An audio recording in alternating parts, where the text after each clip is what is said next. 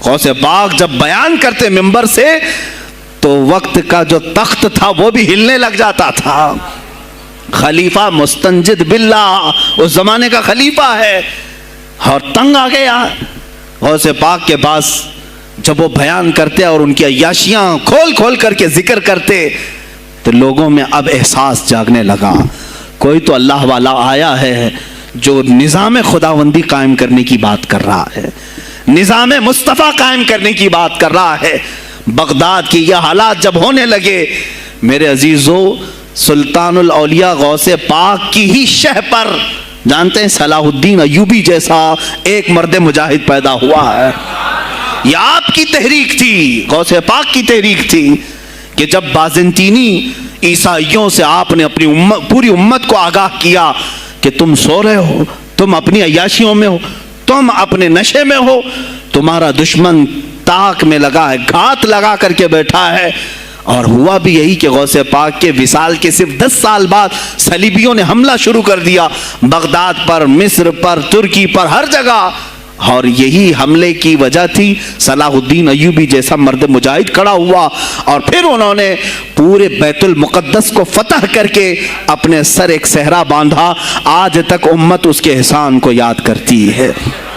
میرے عزیزو, غوث پاک کے زمانے کے ہیں صلاح الدین ایوبی. اتنا ہی نہیں, آپ ہی کی تحریک تھی, غوث پاک کی تحریک تھی کہ تم جوانوں کو تیار کرو, تمہاری زندگی عیاشی کے لیے نہیں, اللہ کا نظام قائم کرنے کے لیے ہے. تم اللہ کا نظام قائم کرنے کے لیے آئے ہو دنیا میں, کیونکہ اللہ نے تمہیں خلیفۃ اللہ کہا ہے. اللہ کے تم خلیفہ ہو, تم نائب ہو اللہ کے.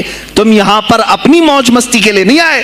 اب اس زمین پر بات ہوگی تو صرف میرے مولا کی ہوگی, اس زمین پر بات ہوگی میرے مصطفیٰ کی ہوگی. یہ سیدنا عبد القادر جیلانی کا اعلان تھا. ہے کوئی آج پیران اعظام وہ اعلان کریں کہ آج اس زمین پر صرف ہم ناموس رسالت کی بات کریں گے؟ کون ہے؟ کیوں بیٹھے ہو؟ غوث پاک سے اگر تمہاری ادنا سی نسبت ہے تو پھر تمہیں اپنے جوانوں کو, اپنے مریدوں کو یہ سکھانا ہوگا کہ موٹے موٹے نذرانے دینے سے نہیں چلے گا, اپنی گردنیں حضور کو پیش کرنے کے لیے تیار کرو. تم تیار ہو جاؤ اپنا خون اور اپنی گردن بارگاہ مصطفیٰ میں دینے کے لیے. یہ آج تربیت دو, ورنہ پھر دشمن تمہیں کچا چبانے کے لیے تیار ہے, کچا چھبانے کے لیے تیار. عزیزان گرامی, میں غوث پاک کی تحریک آپ کو بتا دوں کون سی تحریک تھی. وہ صلاح الدین ایوبی جو بیت المقدس فتح کیا, یہ غوث پاک کی تحریک ہے. اور پھر چند سالوں کے بعد پورے عالم اسلام میں جو خلافت عثمانیہ قائم ہوئی, غازی ارطغرل جو آئے, یہ تحریک بھی غوث اعظم کی پیدا کی ہوئی تھی.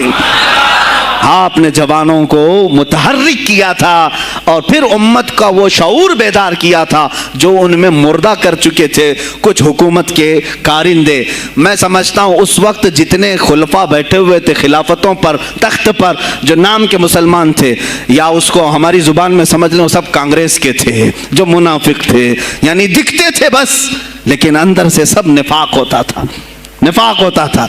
ہاں میں صاف کہوں گا, بغداد میں بھی کانگریس کا خلیفہ رہا ہوگا, مصر میں بھی اور ترکی میں بھی اور نیشاپور میں بھی, اس لیے کہ مسلمانوں کے خون چوس کر کے تخت پر بیٹھ تو جاتے لیکن پوری زندگی گزر جاتی, میرے مصطفیٰ کا نام تک نہیں لیتے تھے.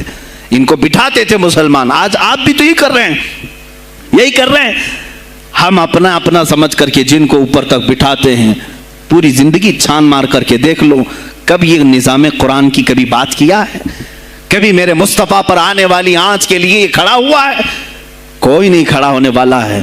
ان کے سفید کرتے اور ان کے سفید پاجامے سب کفن بن کر رہ جائیں گے اور کچھ بھی نہیں ہوگا. عزیزان گرامی وقار, آپ کو سرکار بغداد رضی اللہ تعالیٰ عنہ کی تحریک میں بتاؤں, ترکی سے نکلنے والی خلافت عثمانیہ یہ غوث اعظم کی پیدا کی ہوئی تحریک تھی. اتنا ہی نہیں, آپ کے آخری زمانے میں سرکار خواجہ غریب نواز معین الدین چشتی رضی اللہ تعالیٰ عنہ کی ملاقات بغداد میں ہوئی. معین الدین اجمیری رضی اللہ تعالیٰ عنہ کی ملاقات ہوئی. تاریخ دان نے لکھا, آج میں نے پہلی مرتبہ اس کو پڑھا اور آپ کے سامنے پہلی بار بتا رہا ہوں, سرکار بغداد اور حضرت خواجہ غریب نواز کی ملاقات کے بارے میں بہت سارے باتیں چلتی ہیں کتابوں میں بھی, میں نے اپنے مرشد سے بھی پوچھا تھا. بہرحال ایک تاریخی ایک کتاب سے مجھے آج یہ بات ملی کہ سلطان الاولیاء غوث پاک نے حضرت خواجہ غریب نواز کو کیا وصیت کی تھی, کیا کہہ کر کے بھیجا تھا. ان کے پاس غوث پاک نے, غریب نواز نے بہت ساری انعامات, اوراد, وظائف, طرق, اجازات سب حاصل کیے, لیکن ہندوستان جب آئے کیا کیا انہوں نے, یہ بھی بتایا گیا کہ غوث پاک کی یہ تحریک تھی. کیا؟ سلطان الہند سرکار غریب نواز نے شہاب الدین غوری کو بلا کر کے ہندوستان میں پرچم اسلام لہرانے کا حکم دیا تھا. یہ تحریک بھی سرکار غریب نواز نے لائی تھی بغداد کے ولی کامل سے. تم کیا سمجھتے ہو یہ اولیاء خالی مسلح لے کر کے گھومتے تھے, یا اولیاء اکرام صرف گدی نشین تھے؟ نہیں میرے عزیزو, یہ حکومت وقت کو آنکھ میں آنکھیں ڈال کر بات کرتے تھے اور پھر نظام مصطفیٰ کی بات للکار کر کے کرتے تھے. آج کے زمانے میں کچھ لوگوں نے اولیاء کو ایسا پیش کیا ہے جیسے وہ درویش ہے, بس جنگل میں رہتے تھے اور کچھ نہیں. نہیں میرے عزیزو, وہ اللہ کے شیر تھے, اللہ کے شیر تھے. اسی لیے تو اقبال نے کہا ہے اللہ کے شیروں کو آتی نہیں روباہی. وہ کبھی لومڑی پن کا انہوں نے اپنے آپ میں اظہار ہی نہیں کیا کہ نہیں یہ بھی چلے گا وہ بھی چلے گا, کبھی نہیں. وہ گرجتے تھے اپنے تخت پر, اپنی خانقاہوں پر. دیکھیں خلیفہ مستنجد باللہ, ابو المظفر اس کو کہتے ہیں, بغداد کا وہ خلیفہ, عباسی خلیفہ, بڑا طاقتور, اور اسی کے زمانے میں غوث پاک ہیں. ایک فارس سے آنے والے اجمی عبد القادر, شیخ عبد القادر, جب بغداد کی جامع مسجد میں بیان کر رہے ہوں, در و دیوار ہل رہے ہیں. وہ اپنے خلافت کے دربار میں بیٹھا ہے خلیفہ, اچانک بہت زور کی آواز آئی, پورے محل میں گونج گئی. پوچھا یہ آواز کیسی بغداد میں؟ لوگوں نے معلوم کر کے بتایا کہ شیخ عبد القادر جیلانی نے چھینک ماری, ان کے مریدوں نے صرف جواب دیا ہے. ان کو چھینک آئی تھی, جواب میں لوگوں نے یرحمک اللہ کہا, وہ خلیفہ وقت کے محل تک پہنچ گئی آواز. تو اس نے کہا یہ تو پورا ہلا دینے کی بات ہے. ایک بات یاد رکھو میرے عزیزو, آواز ہو سکتا ہے تمہاری مسجد سے باہر جائے نہ جائے, تمہاری آواز کا دار و مدار تمہارے گلے پر نہیں ہے. ایک بار تم پکارو گے, پہنچانا میرے مولا کا کام ہے. اب ہماری آواز کہاں کہاں تک پہنچتی ہے, کس کے ٹائر پھٹتے ہیں, یہ سب بات کی بات ہے. تم پکار کر کے تو دیکھو. اللہ رب العزت کے نام پر عزیزان گرامی وقار مستنجد باللہ آیا اور وہی کیا جو ہر عیاش کرتا ہے. ظاہر سی بات ہے, مولوی صاحب کچھ لے دے کے چھوڑ دو, جان بخش دو, جاؤ کہیں بیٹھو, آپ اللہ اللہ کرو. کہاں یہ حکومت سیاست کی باتوں میں آپ آ گئے؟ چند دنوں پہلے میں نے بھی سیاست کی بات کی تو مجھے بھی ایک مشورہ ایسا آیا کہ آپ کو انٹرسٹ ہے ایم پی بننے کا, ایم ایل اے بننے کا؟ میں نے کہا مجھے انٹرسٹ تو نہیں ہے, لیکن کرسی صاف کرنے کا انٹرسٹ بہت ہے. اس پر جو کچرا ہے اس کو صاف کرنے کا انٹرسٹ بہت ہے. انشاءاللہ العزیز وقت آئے گا وہ صاف ہوں گی بھی.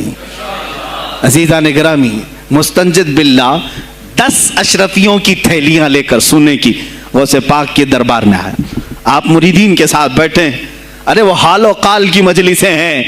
مستنجد باللہ آیا, غوث پاک کی بارگاہ میں کہا کہ یہ حضور آپ قبول کر لیں, نذرانہ ہے. آپ نے کہا تو رکھ لے اپنا نذرانہ, تو اپنے پاس رکھ لے. کہا کہ ہدیہ قبول کرنا سنت ہے, آپ سنت کے خلاف کرتے ہیں. غوث پاک نے کہا اللہ ایک تھیلی لیا اور اپنے بغل میں دبا کر کے اس کو نچوڑنا شروع کیا تو اس سے خون ٹپکنا لگا. خون اتنا ٹپکنے لگا تو حاضرین مجلس دم بخود رہ گئے. خلیفہ مستنجد باللہ بھی دیکھ رہا تھا. غوث پاک نے فرمایا ابھی تو یہ ایک تھیلی ہے, میں 10 کو نچوڑوں گا تو یہ خون تیرے دربار تک پہنچ جائے گا, تیرے دربار تک پہنچ جائے گا. تو مجھے وہ اشرفیاں دینے آیا ہے جو تو نے غریبوں کے مال کو چوس کر کے حاصل کیا, تو مجھے خریدنے کے لیے آیا ہے. اگر مجھے تیرے خاندان کی حرمت کا خیال نہ ہوتا تو میں آج پورے بغداد کی نالیوں میں اسی کا خون بہاتا. خلیفہ مستنجد باللہ بے ہوش ہو گیا، اور اس کے بعد جب ہوش آیا اس نے توبہ کیا اور آپ کے ہاتھ پر بیعت بھی کیا۔ اب اس کے بعد وہ خلیفہ ایسا پاک ہوا، نظر غوث جو پڑھی۔ اب اس کے بعد دربار خلافت کے حالات کیا ہو گئے سنیں میں آج سیاست پر بات کر رہا ہوں۔ اب خلیفہ مستنجد باللہ کا دل جب صاف ہوا، 8 دن کے بعد وہ حاضر آیا، کہا سلطان الاولیاء اے شیخ عبد القادر جیلانی، آپ حکم فرمائیں کہاں کس طرح کا گورنر رکھنا چاہیے، گورنر کس طرح کا ہونا چاہیے۔ آپ نے غوث پاک نے اپنے خلفاء کو حکم دیا کہ لسٹ بنائی جائے، اسلامی سلطنت میں گورنر کون ہوگا، لسٹ بنی، کہا وہ ہوگا جس کی تہجد قضا نہیں ہوتی، وہ گورنری پر آئے گا جو سنت رسول کو ہلکا نہیں سمجھتا ہوگا، وہ گورنری پر آئے گا جس کی نمازیں کوئی قضا باقی نہ رہی ہوں، اس لیے کہ جو اللہ کا قرضہ باقی رکھے گا وہ لوگوں کا بھی مال کھا جائے گا۔ آپ نے لکھایا نام، خلیفہ مستنجد باللہ نے آپ کے اشارے پر گورنر پورے تبدیل کر دیے۔ ہر جگہ پر ایسے لوگوں کو رکھا جو سرکار غوث پاک کے یا تو مرید تھے یا خلیفہ تھے یا شاگرد تھے، اور ان کے دلوں میں اللہ کا خوف تھا، اور وہ پورے بغداد اور آس پاس کی سلطنتوں کو سنبھالے ہوئے تھے۔ ایک وقت ایسا آیا کہ وہی چند سال پہلے جو بغداد نشے میں ڈوبا ہوا تھا، 10 سالوں کے بعد لوگ کہنے لگے کہ آج بغداد ایسا لگ رہا ہے جیسے عمر بن خطاب کا زمانہ آ گیا ہو، عمر بن خطاب کا زمانہ آیا ہو۔ تم نے تو غوث پاک کی 11ویں کھائی ہے نا، اصلاح حکومت ان سے نہیں سیکھا، وہ آئے تھے نظام تبدیل کرنے کے لیے۔